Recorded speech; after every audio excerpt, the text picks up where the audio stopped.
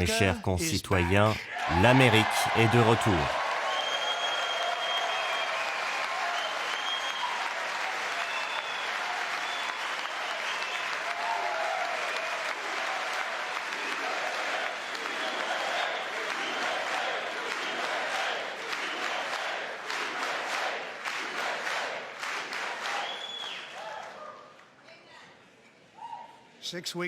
Il y a 6 semaines, je me suis tenu sous le dôme du Capitole. J'ai proclamé le nouvel âge d'or des États-Unis d'Amérique. Depuis, il n'y a eu rien d'autre que des actions rapides pour instaurer la plus prospère ère de notre pays. Nous avons accompli bien plus en une trentaine de jours qu'en 4 ans par de nombreuses administrations, et nous ne faisons que commencer.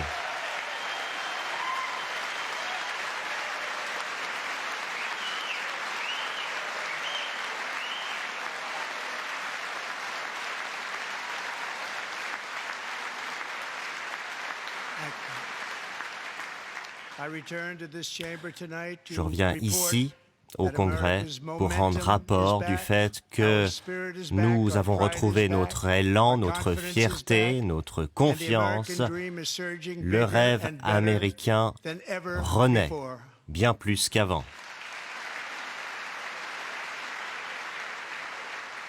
Le rêve américain est inarrêtable et notre pays va marquer son retour de façon inégalée dans l'histoire.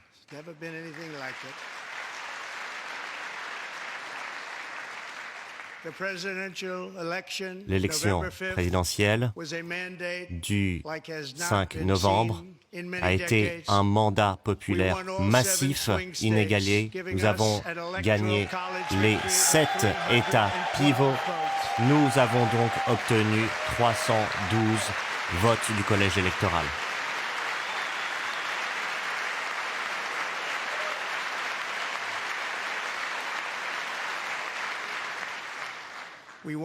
Nous avons gagné le vote populaire massivement dans de nombreux comtés.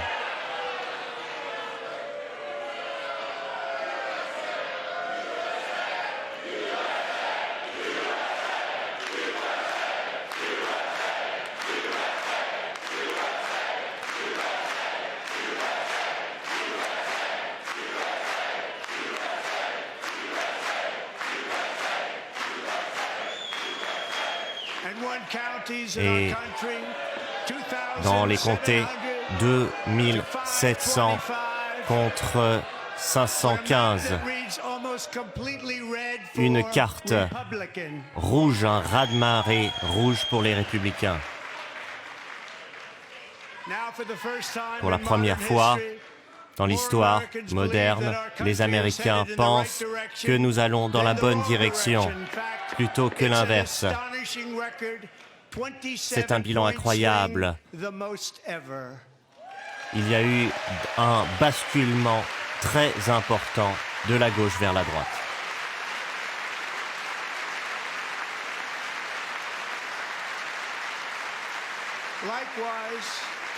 De la même manière, l'optimisme des petites entreprises ont augmenté très franchement de 30%, la plus grosse augmentation en un mois. Les parlementaires doivent respecter l'Assemblée et cesser toute perturbation.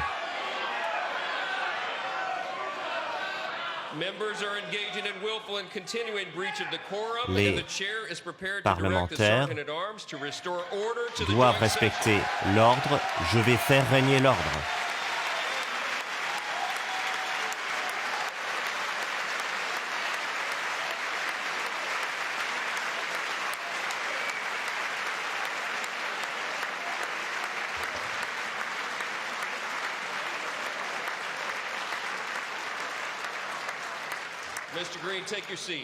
Monsieur Green, veuillez vous asseoir.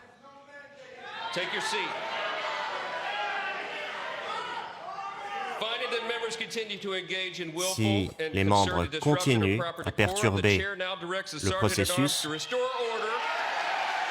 je vais devoir faire régner l'ordre par mon autorité, en expulsant ce monsieur de l'Assemblée.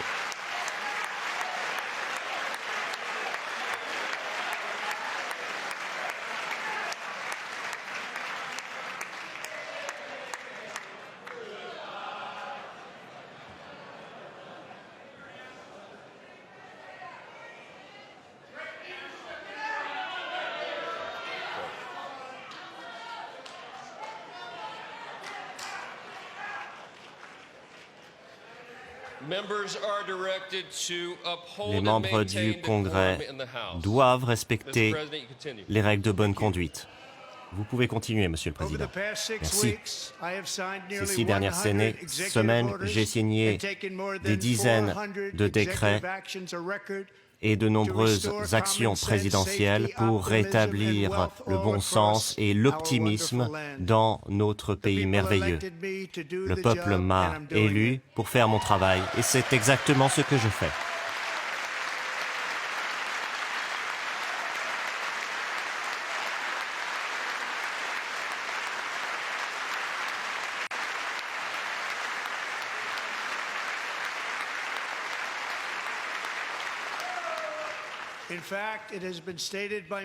On l'a dit, le premier mois de notre présidence, c'est notre présidence, est le plus réussi de l'histoire de notre nation.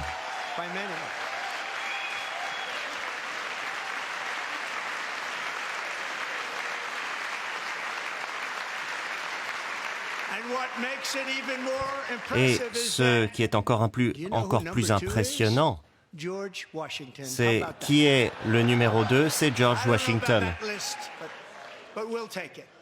Je crois qu'on peut accepter cette liste. Après ma prise de fonction, en quelques heures, j'ai déclaré une urgence nationale à la frontière sud. J'ai déployé des soldats et des agents aux frontières pour repousser l'invasion du pays. Ils ont fait un travail formidable. Les franchissements illégaux, le mois dernier, ont atteint le niveau le plus bas de l'histoire.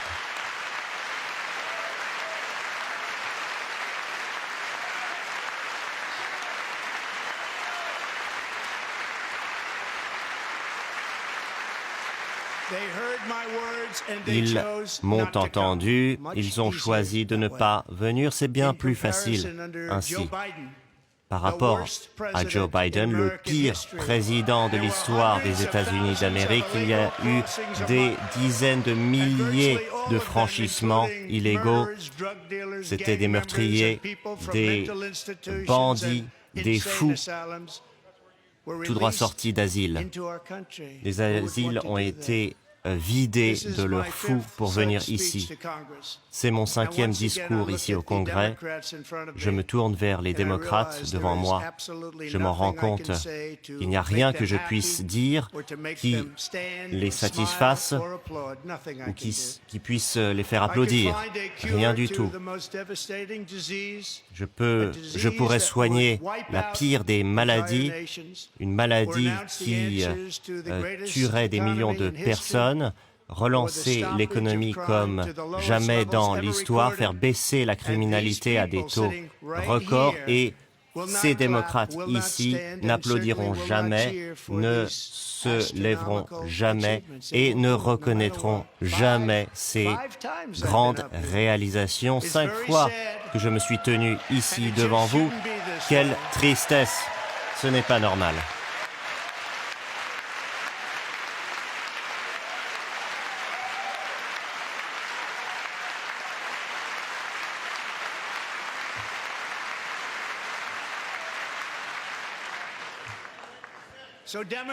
Les démocrates, devant moi,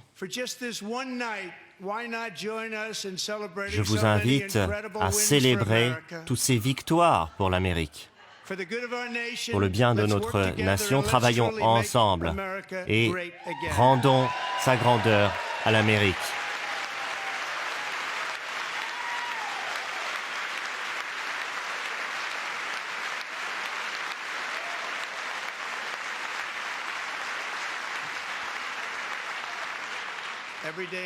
Chaque jour, mon administration lutte pour transformer l'Amérique afin que son avenir soit brillant. C'est ce que nous faisons.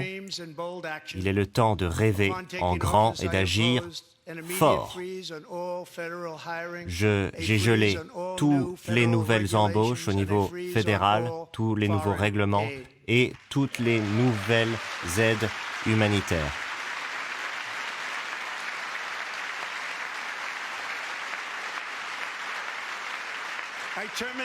J'ai mis fin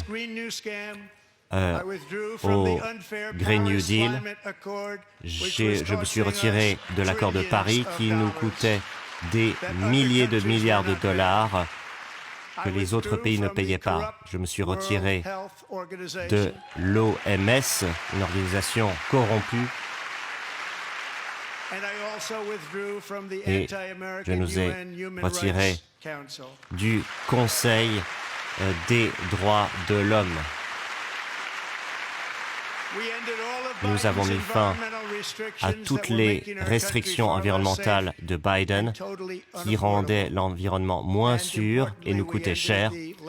Nous avons mis fin à la politique folle de l'administration précédente concernant les véhicules électriques qui nous coûtaient des milliards de dollars.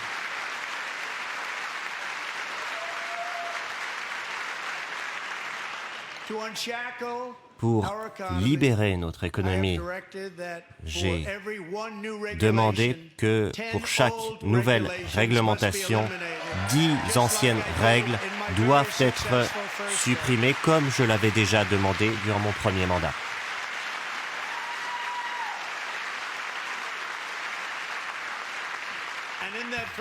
Et pendant notre premier mandat, nous avons battu des records en éliminant les règles injustifiables. Comme jamais auparavant, nous avons exigé que les travailleurs fédéraux retournent au bureau. Ils travailleront au bureau en personne ou seront limogés.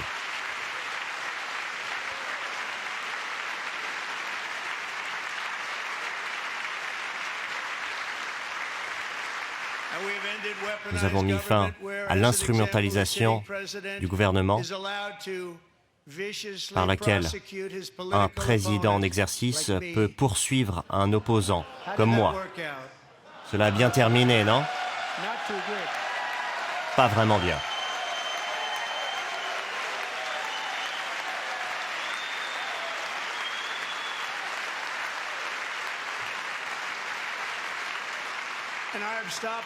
J'ai mis fin à toute la censure gouvernementale et rétabli la liberté d'expression en Amérique.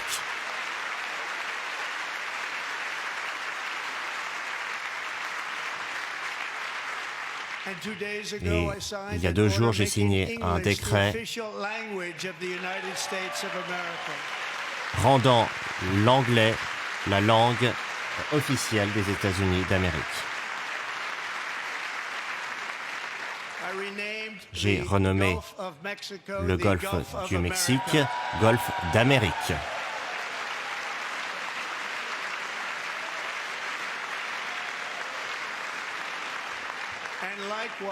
De la même manière, j'ai rebaptisé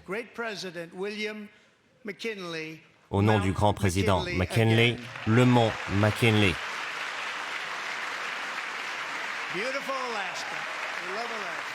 L'Alaska, la magnifique. Nous avons mis fin à la tyrannie de la diversité, de l'équité et de l'inclusion et toutes ces politiques dans le gouvernement fédéral et dans le secteur privé et pour nos soldats. Et notre pays ne sera plus wokiste.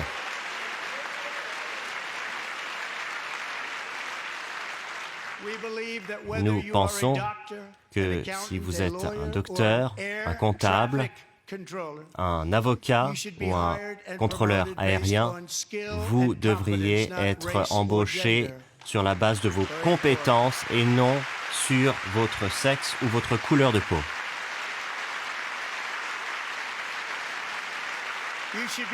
Vous devriez être embauché selon le mérite. Et la Cour suprême a rendu un arrêt important et elle nous a permis de le faire. Nous avons retiré le poison de la théorie critique de la race dans les écoles. J'ai signé un décret faisant que la politique officielle des États-Unis d'Amérique est qu'il n'y a que deux sexes, hommes et femmes.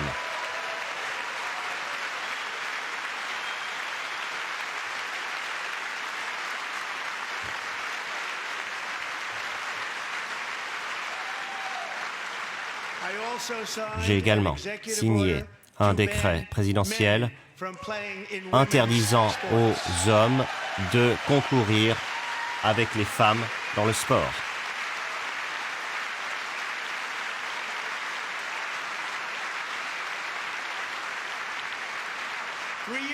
Il y a 3 ans, M. McNabb était une star, un athlète étudiantin, mais son match de volleyball a été envahi par un homme. Il a tapé la balle si fort dans son visage, cela l'a paralysé du côté droit et a mis fin à sa carrière d'athlète. Ça a été une blessure profonde, terrible.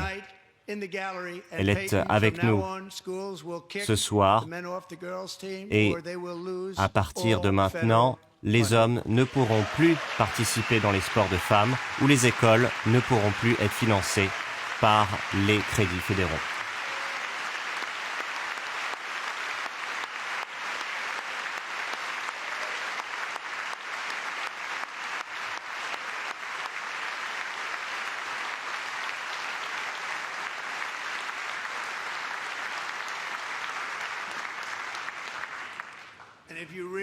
Et si vous voulez vraiment voir des chiffres, voyez ce qui s'est passé pour l'athlétisme féminin ou la boxe. On a vu des hommes finir plus de 5 heures avant les meilleures femmes. Un nouveau record. Un nouveau record battu de 5 heures. C'est une honte pour le sport et pour notre pays. C'est fini tout ça.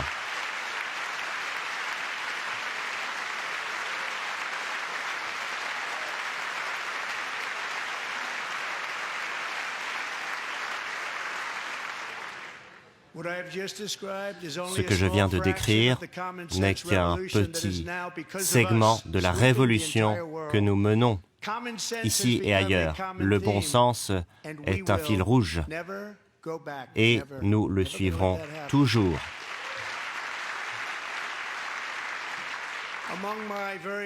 Parmi mes priorités est de relancer notre économie et d'aider les familles de travailleurs immédiatement. Nous avons hérité le désastre économique de l'administration précédente et d'un cauchemar d'inflation.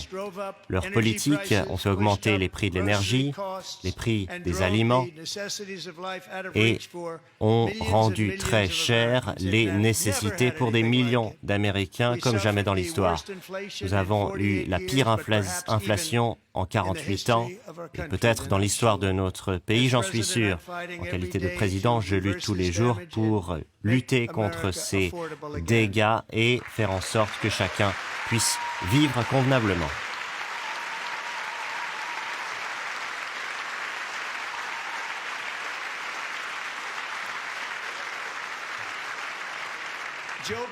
Joe Biden a laissé le prix des œufs filer. Le prix des œufs a filé. Et nous démenons pour faire baisser ces prix. Monsieur le secrétaire, vous avez hérité une catastrophe que vous a léguée l'administration précédente. Vous faites un excellent travail.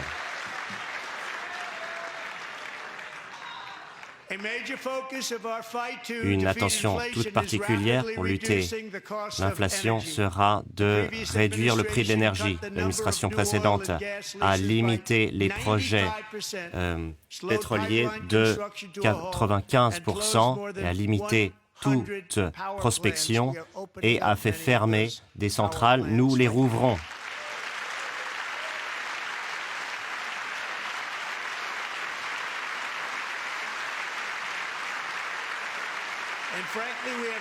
Et je peux vous dire que jamais nous n'avons vu cela. C'est pour cela que lors de mon premier jour, j'ai déclaré une urgence énergétique nationale. Comme vous l'avez entendu plusieurs fois, nous avons de l'or noir ici, bien plus que toute nation du monde. Et maintenant, je permets à l'équipe la plus talentueuse d'aller chercher cet or noir, forêt, forêt, forêt encore.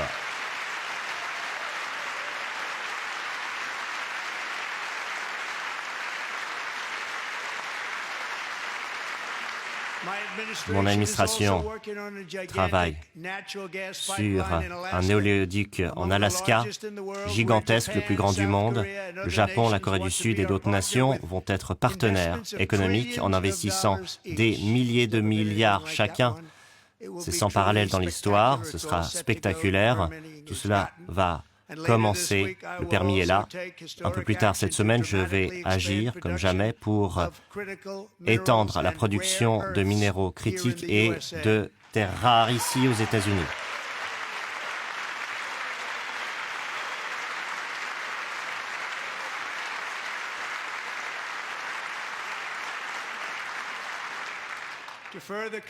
Pour lutter contre l'inflation, plus avant, nous allons réduire le coût de l'énergie. Nous allons mettre également fin au gaspillage de l'argent du contribuable.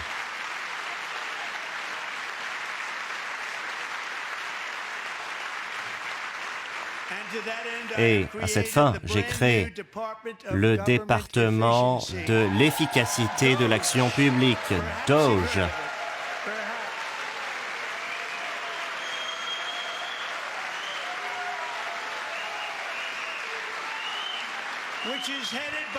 Qui est chapeauté par Elon Musk, qui est avec nous ce soir.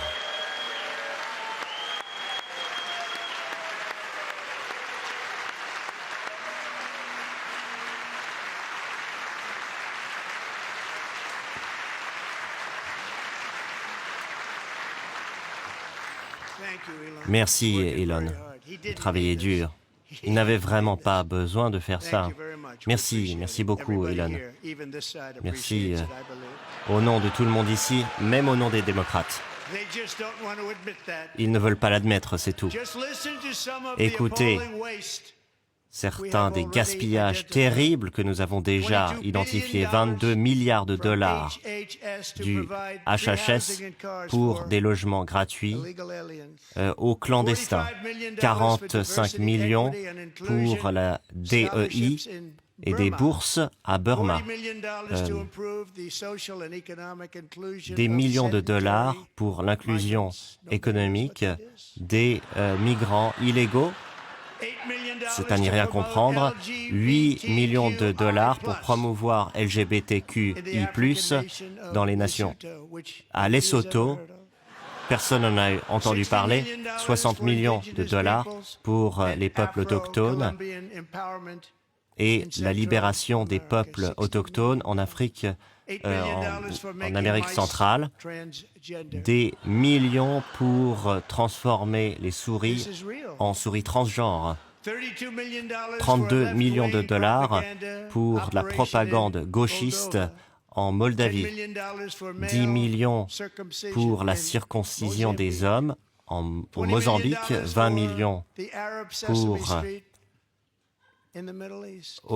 pour des dépenses dites Sesame Street au Moyen-Orient. 1,9 milliard pour décarboner les logements.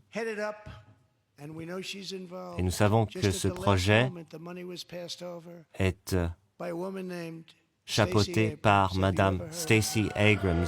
Elle s'est retirée du projet à la dernière minute.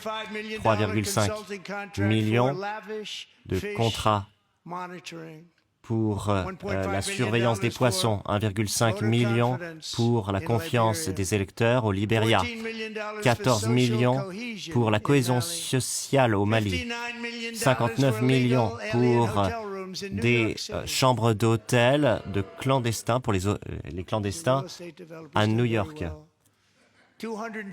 250 millions pour augmenter les actions véganes et éco-responsables en Zambie. 42 millions pour le changement social et comportemental en Gambie. 40 millions pour améliorer les procédures d'achat en Serbie. 47 millions pour améliorer les apprentissages en Asie. L'Asie n'a pas besoin de cet argent. On devrait l'utiliser nous-mêmes, cet argent. 1 milliard pour un contrat DEI.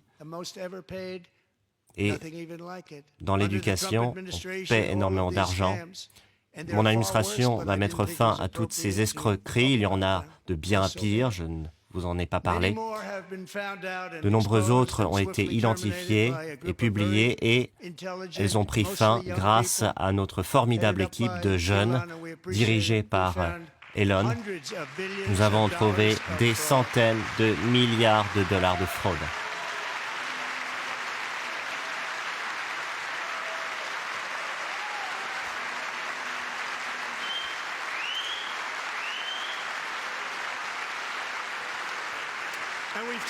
Nous avons repris cet argent et réduit notre dette pour lutter contre l'inflation, entre autres. Nous avons repris beaucoup de cet argent, juste à temps. Ce n'est que le début. Le Bureau de responsabilité du gouvernement a estimé que la fraude annuelle est de plus de 500 milliards.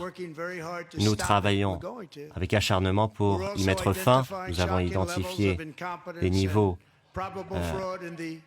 incroyable d'incompétence, notamment dans les programmes sociaux pour les personnes âgées.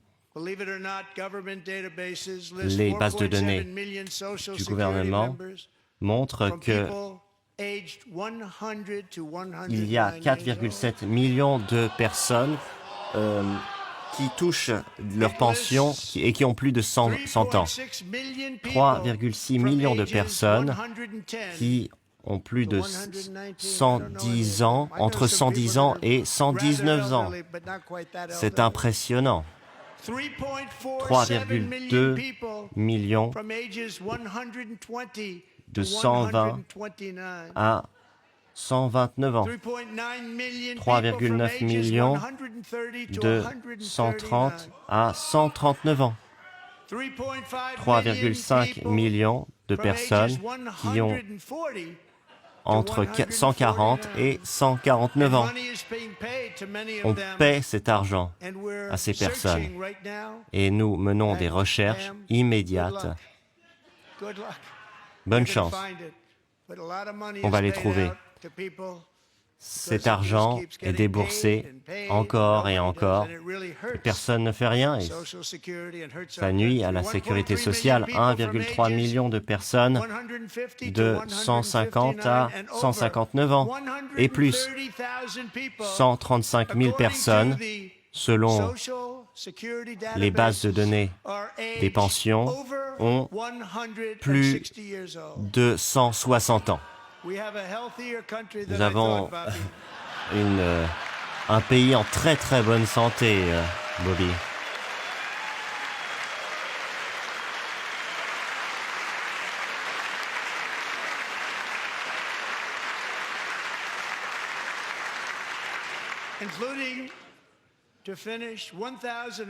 Et pour terminer, 139 000 personnes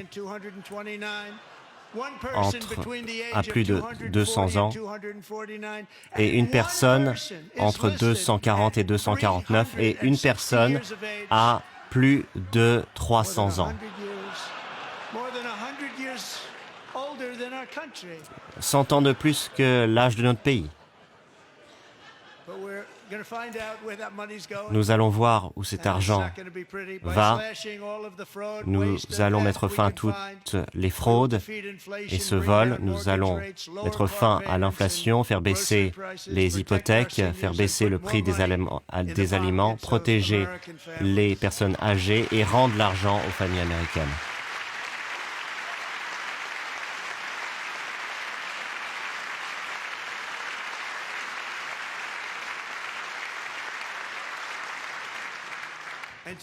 Et aujourd'hui, les taux d'intérêt ont baissé. C'était magnifique. Et très prochainement, je vais faire ce qui n'a jamais été fait en 24 ans. Nous allons rétablir l'équilibre budgétaire.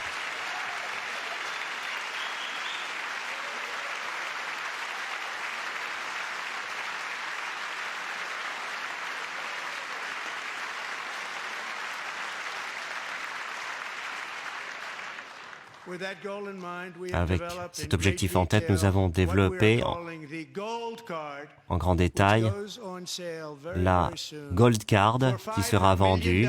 5 millions de dollars permettront aux créateurs d'emplois, aux entrepreneurs du monde d'acquérir la citoyenneté américaine. C'est une Green Card en mieux. Ils devront payer des impôts ici et ne paieront pas de droits de douane. Ils devront payer des impôts, ils créeront de l'emploi. Ils vont permettre à beaucoup de gens, de jeunes gens, d'être employés. Vous savez, de nombreuses personnes qui sont éduquées ici doivent quitter notre pays malheureusement. Nous avons lutté contre les criminels qui sont entrés dans notre pays à la suite de la politique désastreuse de Biden à la frontière, cette politique folle qui a presque manqué de détruire notre pays. Nous allons créer des milliers et des milliers d'emplois. Ils vont payer des impôts ici et nous allons réduire notre dette grâce à cela.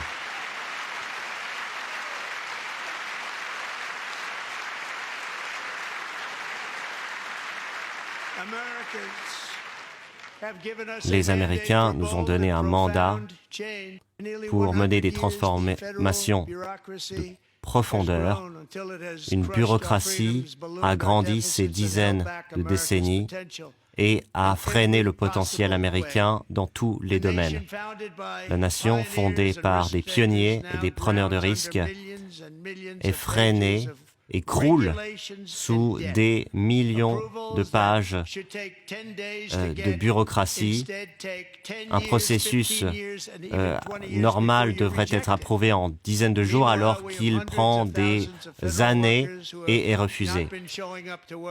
Nous avons des milliers de travailleurs fédéraux qui travaillent à partir de chez eux. Nous allons mettre fin à cela, mettre fin à la bureaucratie et nous allons rétablir la méritocratie.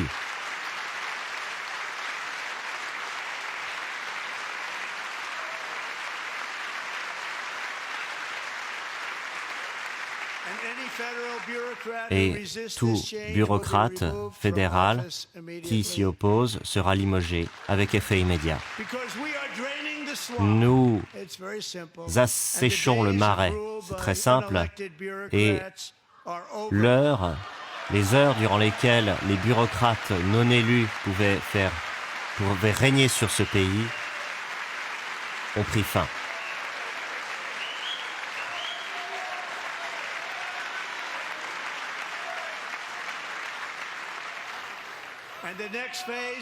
La phase suivante de notre plan permettant de relancer l'économie de ce pays est d'approuver des baisses d'impôts pour tout le monde. Ils sont prêts à voter ici même. Je suis certain qu'ici, l'Assemblée à ma droite, non pas les républicains à droite, mais ici, vous, à ma droite, vous allez approuver ces baisses d'impôts. Car sinon, personne ne va plus reconduire vos mandats. Je vous fais un cadeau. Je sais que ce groupe ici à ma gauche va voter pour.